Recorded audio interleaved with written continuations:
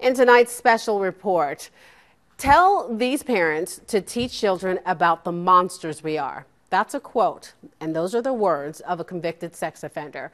We don't want to name names or show mug shots of those people accused of harming children, but our goal tonight in our special report is just to bring the truth to light about how sex offenders operate, so you can actually keep your kids from falling into their traps. Emily Baucum takes you inside the mind of a criminal. These are letters most people would never want to read. I did something that was wrong.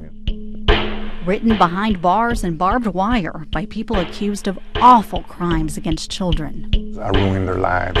Most prisoners wrote they are innocent. Others admitted guilt, but almost all of them, When I got your letter, I cried that night. said they have information families need to know. A sex offender will strike, make friends with the child. The parents need to be very cautious. We're hiding the prisoners' identities to protect their victims. If you met them in passing, Construction, digging ditches. chances are you wouldn't be scared. I was well respected, a Christian a minister at the church. And many are already in your home. All but one of the prisoners who wrote us said they knew their victims very well. The victims were usually friends' kids or their own nieces, nephews, or stepchildren. And the prisoners were once babysitters or boyfriends of the victims' mothers. When they found out, it was, how could you? I trusted you. This prisoner from San Antonio admits to molesting his girlfriend's 3-year-old daughter. He believed the child was asking for it. Rubbing up on me, patting. Typical little kid behavior. That's what most parents would say, and he knows it. When they ignore it, that gives us the green light. Wow, she don't know. So we'll go ahead and attack. He eventually got caught and went to prison. But when he got out, he met another single mom with another daughter. He says he was honest about his past. Yeah, I told her, and the darndest thing, she didn't care. She wasn't concerned for her daughter? She wasn't concerned, not one bit. And I couldn't figure it out. So he started grooming his second victim. Like molding clay, I molded her. Some of the prisoners who wrote us admitted giving victims gifts and money to stay quiet. To get the victims alone, they'd say things like, "Let's do the fun thing." No one would know.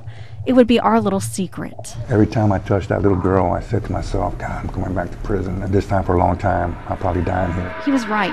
The victim told. In their letters, the prisoners say that's how all of them finally got caught. I don't want to bust out crying. This prisoner from East Texas was a youth minister who admits to a sexual relationship with his teenage stepson. Because I would be upset if somebody did my kid like that. I would be upset, highly upset.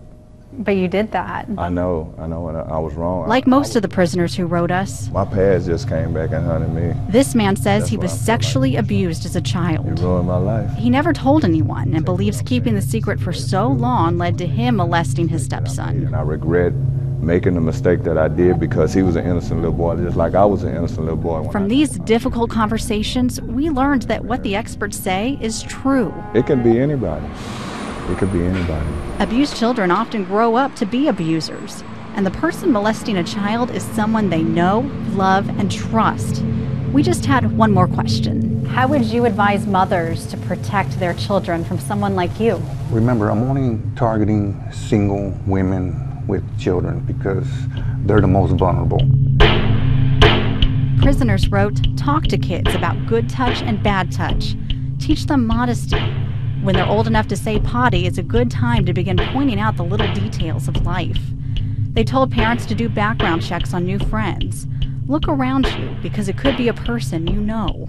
And most of all, be an involved parent. If you don't love your child, someone will. One more thing, to anyone out there who is harming children, stop. Don't do it. Don't do it. This ain't no nice place to be.